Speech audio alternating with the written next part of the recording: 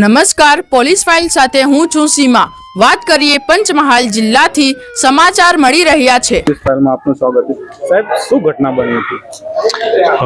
આજે સવારે લગભગ ધોરણ 3 થી 5 ની પરીક્ષા ચાલુ હતી અને લગભગ 12:30 પોણા 1 ના ગાળા દરમિયાન આપણા સંચાલક બેન છે અને બૂમો પાડવા લાગ્યા કે ગેસનો બાટલો સળગ્યો છે।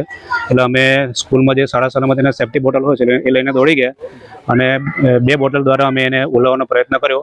એકવાર તો બાટલા ઉલવાઈ પણ ગયા અને પછી બીજી કોઈ જગ્યાએ સામાન્ય તણખો સળગતો હશે એનાથી ફરતી આગ લાગી। એ આગ એટલી બધી તીવ્ર હતી કે અમે એને કંટ્રોલમાં ના કરી શક્યા અને પછી ફાયર સેફ્ટીને ફોન કર્યો અને ત્યાર પછી જે કંઈ બધું કરવાનું હતું એ ફાયર આવીને એ બધું સંભાળી લીધું। આમાં કઈ મોટી જાનહાનિ કે એવું કંઈ થયું નહીં?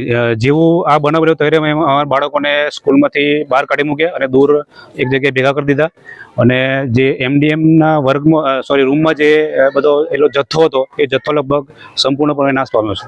આપનું નામ મને બોલજો। અમારું નામ પરમાર જસવંતભાઈ, આસિસ્ટન્ટ શિક્ષક પ્રાથમિક શાળા નૂરાપુરા। Okay, thank you. નમસ્કાર, પોલીસ ફાઇલમાં આપનું સ્વાગત છે।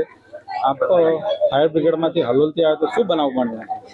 એકચ્યુઅલી આજે સમથિંગ 1 વાગ્યાની આજુબાજુ અમને 112માંથી કોલ મળેલો હતો કે નૂરાપુરા પ્રાથમિક શાળા જે ઘોગંબા તાલુકામાં આવેલ છે ત્યાં આગળ ગેસનો બોટલ લીકેજ થઈ અને આગ લાગેલ છે।